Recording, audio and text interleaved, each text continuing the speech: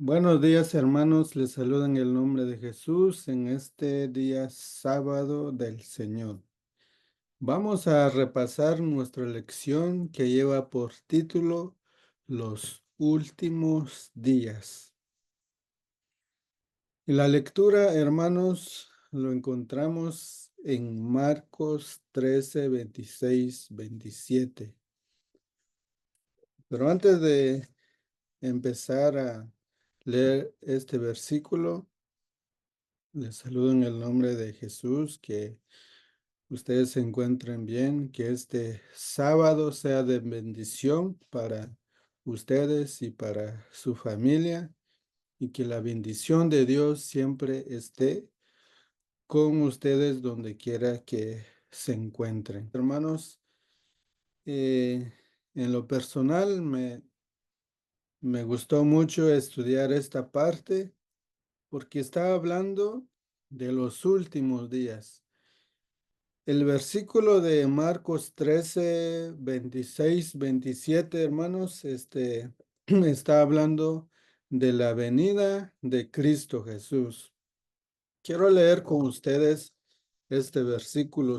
Dice, entonces verán al Hijo del Hombre, que vendrá en las nubes con gran poder y gloria.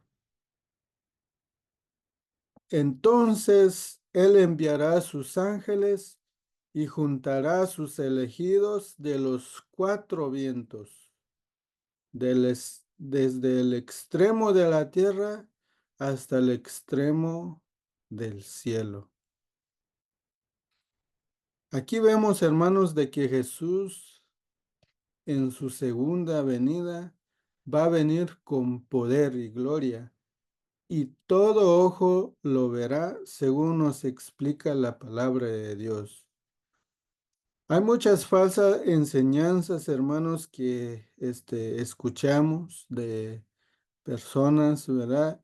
Que dicen de que Jesús vendrá secretamente, que solo unos pocos lo van a ver. Pero la palabra de Dios, hermanos, nos dice de que todo ojo lo verá. Y dice de que va a venir con gran poder y gloria. No va a venir secretamente como algunos piensan, sino que va a venir con poder y gloria. Y dice, hermanos, de que la razón por la cual Jesús vendrá, Él vendrá a llevar a sus elegidos para vivir eternamente ahí con Él. Y nos dice, hermanos, en esta profecía de que Jesús tiene a muchos hijos, tiene a muchas personas que le van a ser fieles a Él, pase lo que pase. Se van a mantener fieles a Cristo Jesús. Por eso dice aquí que Él enviará a los ángeles para juntar a sus elegidos, a sus hijos, desde los cuatro vientos, desde el extremo de la tierra hasta el extremo del cielo.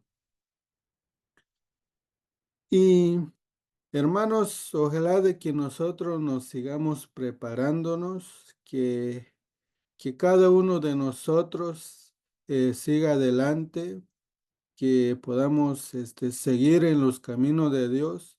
Sé que a veces la vida no es fácil, vienen dificultades, vienen pruebas en la vida, pero la gran esperanza que tenemos, hermanos, es de que Jesús viene y Jesús viene pronto a llevar a sus hijos, los que son fieles y los que van a permanecer fieles a Él. Y también, hermanos, en esta, en esta lección aprendemos, hermanos, en esta parte, en en esta profecía, hermanos, algo muy importante, de que cómo es la iglesia adventista del séptimo día, cómo interpreta la iglesia adventista las profecías. En esta parte nos explica, hermanos, de que las profecías abarcan el lapso que va desde el tiempo del profeta. En este caso, desde el tiempo de Jesús hasta el tiempo del fin y su segunda venida. Hay muchas interpretaciones proféticas, como podemos ver que está el preterismo, que ponen todas las cosas en el pasado. También está la interpretación futurista, que todas las cosas lo pone hacia el final. Pero la iglesia adventista, hermanos, ha adoptado este método historicista, como se le conoce, y eso, hermanos, es bíblico porque podemos ver y vamos a estudiar en esta parte, es de que la profecía empieza desde el tiempo del profeta hacia el tiempo del fin y hasta la segunda venida. Y rápidamente, hermanos, vamos a pasar en la segunda parte. Dos pequeñas monedas como ofrenda. En esta parte, hermanos, nos habla Jesús, ¿verdad? En el versículo 41 del capítulo 12. Voy a dar lectura para que podamos entender qué se trata la parte del día domingo. Dice así: estando Jesús sentado delante del arca de la ofrenda, miraba cómo el pueblo echaba dinero en el arca, y muchos ricos echaban mucho. Y vino una viuda pobre, echó dos blancas, o sea, un cuadrante. Entonces, llamando a sus discípulos, les dijo: de cierto os digo, que esta viuda pobre echó más que todos los que han echado en el arca, porque todos han echado de lo que les sobra, pero esta de su pobreza echó todo lo que tenía y todo su sustento. Aquí vemos, hermanos, nos encontramos aquí Jesús relatando una historia, un suceso que estaba pasando frente a sus ojos. Dice de que Jesús estaba en el templo y observaba cómo es que las personas echaban sus ofrendas en el arca de la iglesia o del templo. Y muchas personas, dice, echaban mucho dinero porque tenían mucho dinero. Pero dice que vemos aquí en el versículo de que había una viuda que echó simplemente 2 centavos, se podría decir, 2 centavos. Y no solo echó 2 centavos, sino que era todo lo que tenía. Y aquí Jesús aprovechó para enseñar una lección para sus discípulos que para Dios, ¿verdad? Es importante que nosotros cuando damos nuestra ofrenda, que nazca de nuestro corazón y que podamos dar todo, ¿verdad? Con todo nuestro corazón. Aquí vemos, hermanos, de que no importa la cantidad que nosotros damos a Dios de nuestra ofrenda. Y mucho a veces decimos, ¿verdad? De que cuando damos nuestra ofrenda, a veces, ¿verdad? Nos parece que es poco, pero a la vista de Dios, si lo damos de todo corazón, eso es lo que cuenta. Por eso, hermanos, cada vez que vamos a dar una ofrenda, que lo podamos dar de todo corazón a Dios, porque Dios lo ve. Esta esta persona o esta viuda dio todo lo que tenía, sin importar, ¿verdad? La situación de los líderes religiosos en aquel entonces.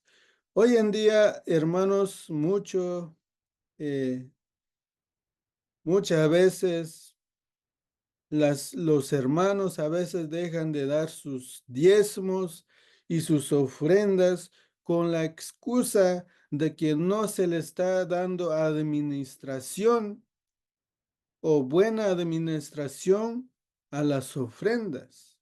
Pero hermanos, eso no es excusa para no dar nuestros diezmos y ofrendas, porque nosotros le estamos dando a Dios nuestra ofrenda. Nosotros le estamos dando de todo corazón a Dios, no estamos dando a los hombres.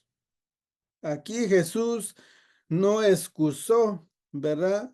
A la viuda, porque en aquel entonces nos dice la lección, hermanos, de que si habían líderes más corruptos, en aquel entonces era Anás y Caifás. Pero esta viuda no dijo, como Anás y Caifás son corruptos y están tratando de matar a Jesús, al Hijo de Dios, yo no voy a dar esas 2 monedas para mi ofrenda, porque ellos son corruptos. No dijo eso, sino que dio de todo corazón porque le estaba dando a Dios. Y vemos aquí, hermanos, de que hace más de 2000 años todavía estamos hablando de la devoción de esta ofrenda que dio esta viuda y quedó registrado, hermanos, en la palabra de Dios por la gran fe que tenía esta viuda. Por lo tanto, hermanos, cuando nosotros damos nuestra ofrenda, le estamos dando a Dios, no a las personas. Nunca pensemos, ¿verdad? Como hoy en día muchos piensan. A veces retienen sus diezmos y ofrendas y dicen, no voy a dar mi diezmo, no lo están administrando bien, o voy a usar mi diezmo para esto, como quiera, pues es cosa de Dios, pero no es de esa manera, hermanos. Debemos darlo como esta viuda, donde Dios indica que nosotros demos nuestra ofrenda. Como en este caso, la viuda estaba echando sus 2 monedas en el arca, pero Dios ve, hermanos, nuestra devoción como, como Dios ve y vio la devoción de esta viuda. Y vamos a pasar en la siguiente parte. En esta parte, hermanos, que ahorita vamos a estudiar, que lleva por el subtítulo, Ni una piedra sobre piedra. Y voy a leer con ustedes, hermanos, en San Marcos 13, San Marcos 13:1 en adelante, pero vamos a resumirlo y vamos a leer los versículos más destacados para que podamos resumir los demás también. Dice así: Al salir Jesús del templo le dijo uno de sus discípulos: Maestro, mira qué piedras y qué edificios. Jesús respondiendo le dijo: ¿Ves estos grandes edificios?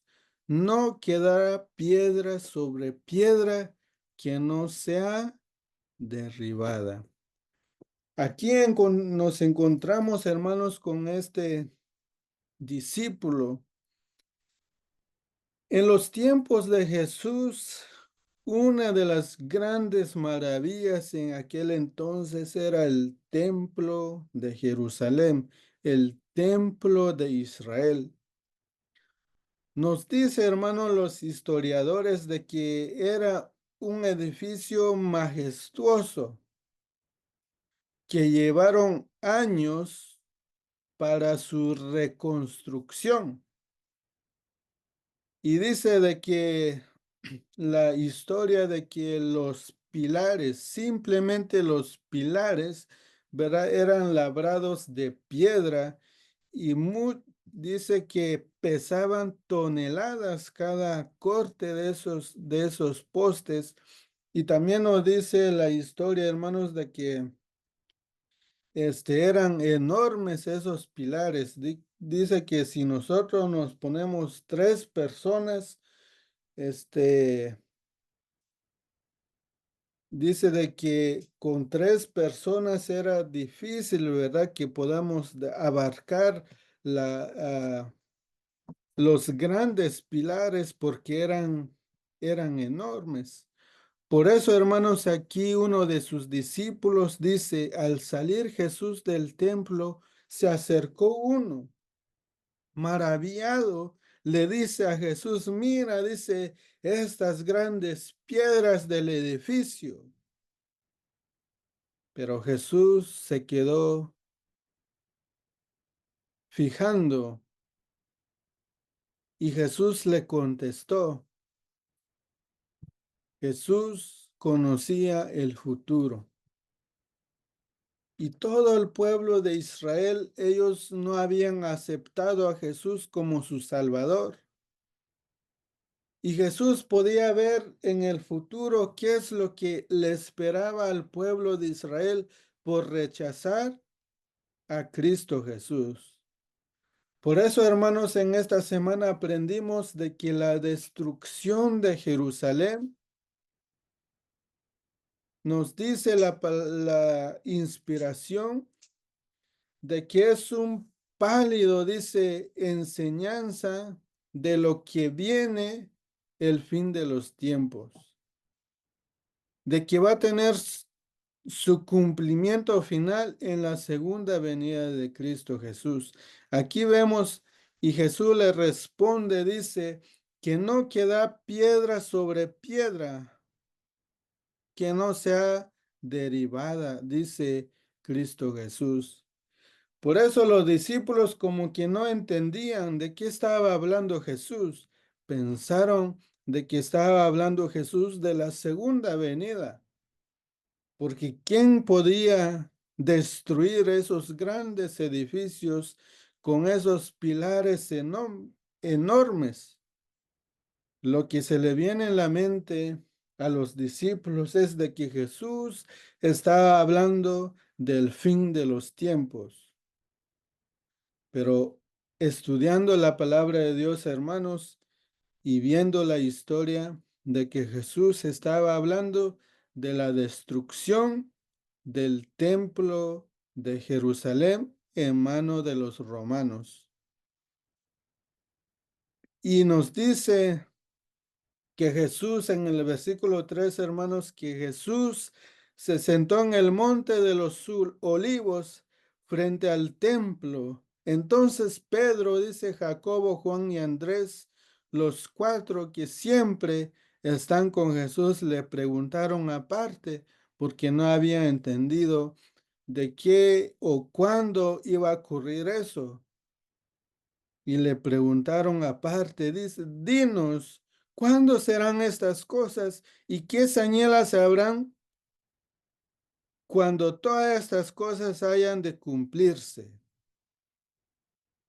Todo el capítulo 3, hermanos, está hablando de la destrucción de Jerusalén, pero también gran parte está hablando del fin de los tiempos de la segunda venida de Cristo Jesús. En aquel entonces los discípulos no entendían muy bien. Como dice aquí, dice, mirad que nadie os engañe, porque vendrán muchos en mi nombre diciendo yo soy el Cristo, engañarán a muchos, pero cuando oigáis de guerras y rumores de guerras, no os turbéis, porque es necesario que esto suceda, pero aún no es el fin. Se levantará nación contra nación, reino contra reino, y habrá terremotos en muchos lugares, y habrá hambres y alborotes. Alborotos, principio de los dolores son estos. Pero cuidad de vosotros mismos, porque os entregarán a los concilios y en las sinagogas os azotarán delante de los gobernadores y de reyes os llevarán por causa de mi nombre para testimonio a ellos. Y es necesario que el evangelio sea predicado antes todas las naciones, por cuando os lleven para entregaros, no os preocupéis por lo que habéis de decir, ni lo penséis. Aquí, hermanos, se nos está hablando Cristo Jesús, de que antes de su segunda venida se iba a levantar nación contra nación y reino contra reino. Y nos dice, hermanos, de que muchos iban a ir a prisión. Y también nos dice, hermanos, de que no debemos preocuparnos por las cosas que debemos decir cuando seamos llevados frente a tribunales por la causa de la palabra de Dios, porque el Espíritu mismo de Dios va a poner palabras en nuestra boca. Y también gran parte, hermanos, está hablando de, de la destrucción de Jerusalén, que vamos a ver a continuación, que lleva por título La abominación asoladora en Marcos 13, 14 al 18. Dice así la palabra de Dios. Vamos a pasar rápidamente. ¿Qué es la abominación asoladora? Dice, pero cuando veáis la abominación desoladora, ahora, hermanos, está hablando de la destrucción de Jerusalén. Lo que acabamos de leer desde el versículo 5 hasta el versículo 13 está hablando de la segunda venida de Cristo Jesús.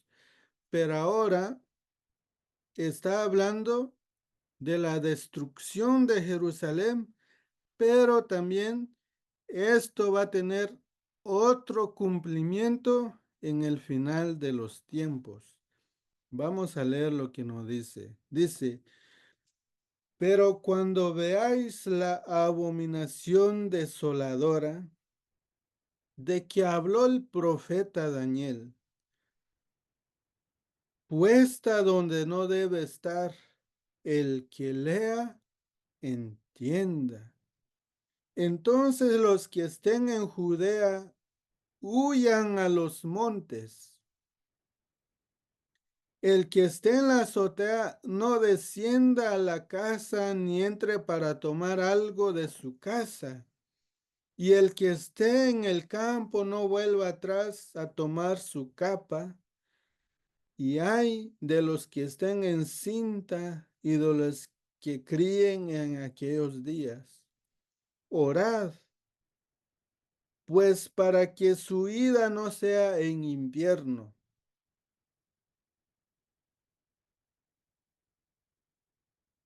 Porque aquellos días serán de tribulación. Eso vamos a dejar en la otra parte. Aquí nos dice, hermanos, nos está hablando de la abominación desoladora, una señal que Jesús dejó a sus discípulos. Les dijo, cuando veáis la abominación desoladora, dice, entonces huyan a los montes. Y si ustedes, dice, están en la terraza de sus casas, dice, no desciendan. Según, hermanos, estudiando la palabra de Dios nos damos cuenta de qué está hablando esto. Lamentablemente, hermanos, hay muchas interpretaciones de la profecía que nos enseña muchas personas. Por lo menos en nuestra lección encontramos a dos interpretaciones. Uno que dice de que la abominación asoladora que Jesús citó en Daniel, muchos dicen que se refiere a la profanación del templo por parte del rey griego Antíoco Epifanes en el siglo segundo antes de Cristo. Pero obviamente, hermanos, esta interpretación está errónea si nosotros aplicamos la interpretación profética, lo que es historicista que nos enseña la palabra de Dios. ¿Por qué? Porque todas las profecías deben empezar en el tiempo del profeta. Ahora, muchos de esas personas lo están poniendo esta profecía en el pasado, como siglos antes que viniera Cristo Jesús. Por eso no debemos de creer en esto. Ahora, la otra interpretación que aceptamos como iglesia adventista es esta,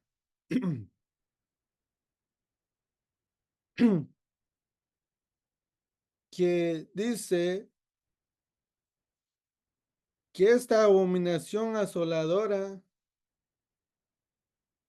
se refiere, dice, a la colocación de los estandartes paganos romanos en Israel durante el asedio de Jerusalén, a fines de los años 60 después de Cristo. Esta fue una señal para que los cristianos huyeran de la ciudad, lo cual hicieron. La abominación asolado, hermanos, se refiere a los estandartes paganos de los romanos que vinieron a conquistar o a sitiar a Jerusalén a finales de los años 60. Pero Jesús dejó esa señal. Por eso, hermanos, en la destrucción de Jerusalén en el año 70 después de Cristo, ni un hijo de Dios, ni un cristiano pereció en la destrucción. Pero dice de que más miles de personas de judíos perecieron en aquel entonces. Ellos pensando que tenía el favor de Dios, se escondieron en el templo. Pero hermanos, la profecía ya había sido dado, que no iba a quedar piedra sobre piedra. Y ya se le había dicho de que cuando vieran la señal, la abominación asoladora o los estandartes romanos clavados en las afueras de Jerusalén, los hijos de Dios debían huir a los montes. Y muchos lo hicieron, casi ni un cristiano pereció en el año 70, pero miles de personas eh, que no vieron las señales, ellos sí perecieron. Como vemos aquí, hermanos, de que dice de que cuando sitiaron a Israel, eso fue muy duro, una prueba difícil para los israelitas, porque los romanos sitiaron ahí Jerusalén y se acabó la comida. Cada vez que los israelitas salían a buscar comida, los mataban, los crucificaban fuera de Jerusalén. Se acabó la comida, hasta había mucho hambre.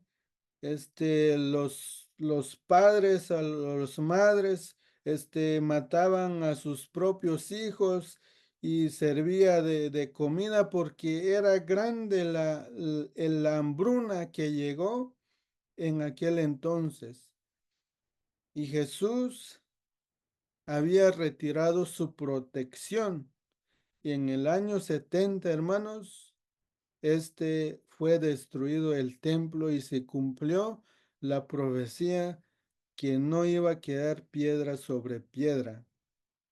Pero hermanos, también al fin de los tiempos se va a repetir la misma historia.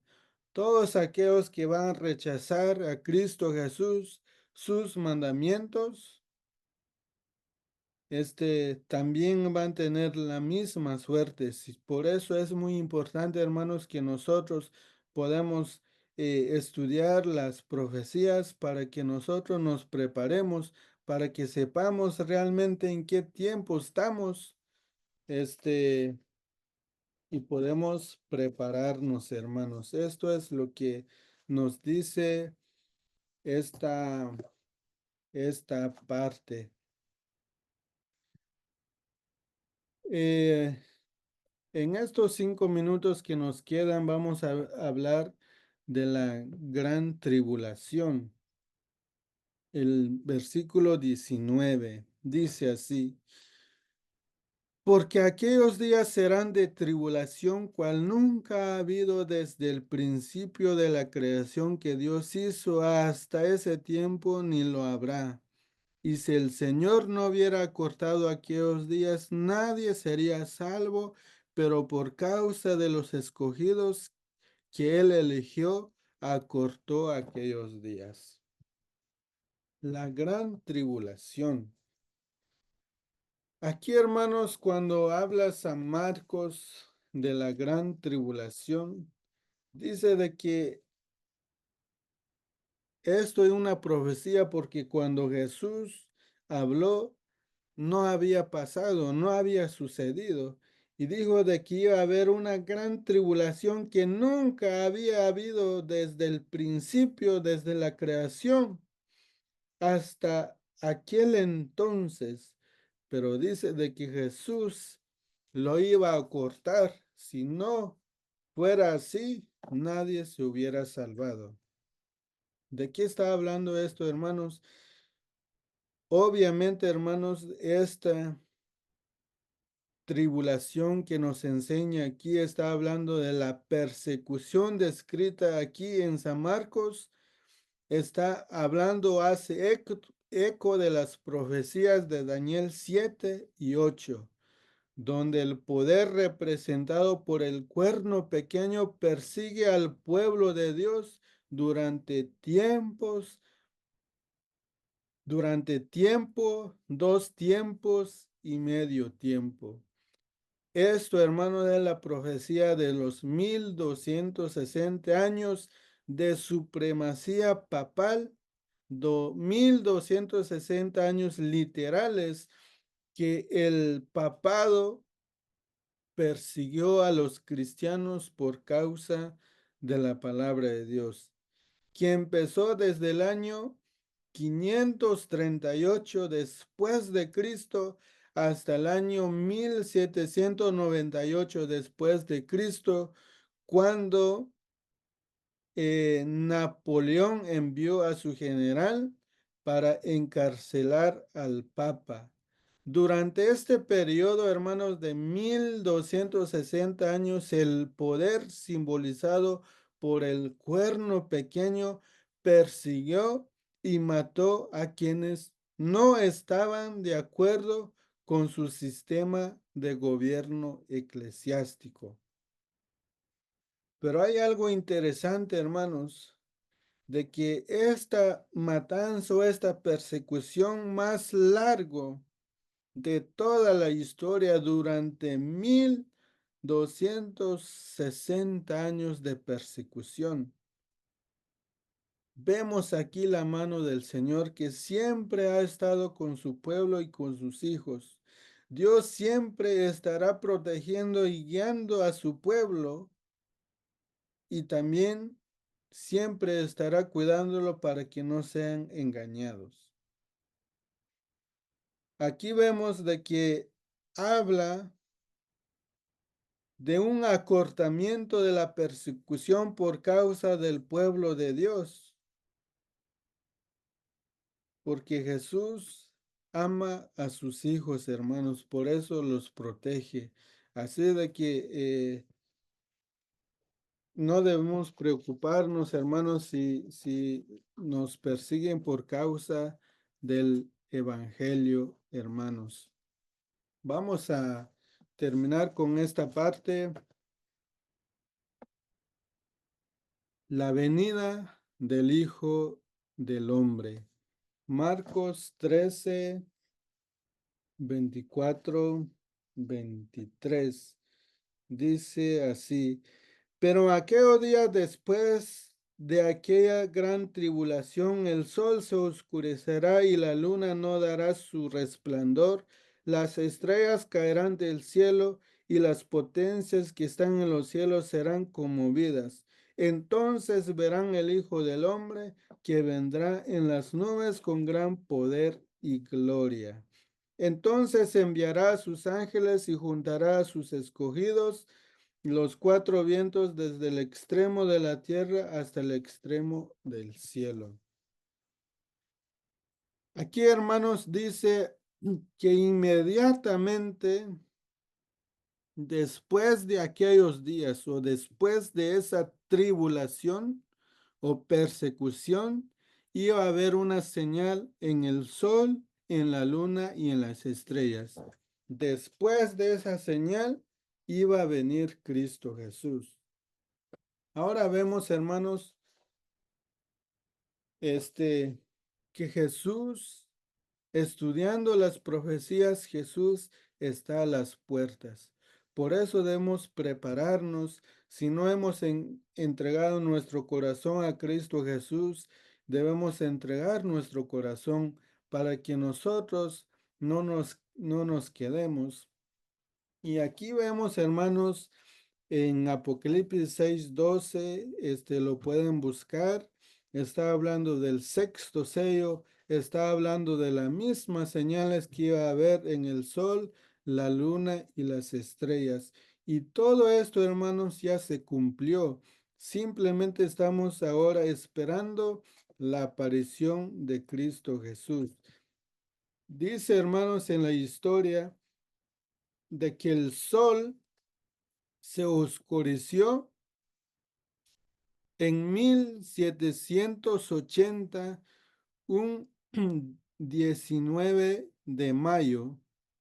Repentinamente dice de que el sol se oscureció como al mediodía, siguió, dice, durante todo el día y hasta la medianoche. Y dice ahí, hermanos, de que la nueva, aquí en los Estados Unidos, en Nueva Inglaterra, todos los estados que componen eso, que es en Maine, en New Hampshire, en Vermont, Massachusetts, en Rhode Island, se oscureció el sol.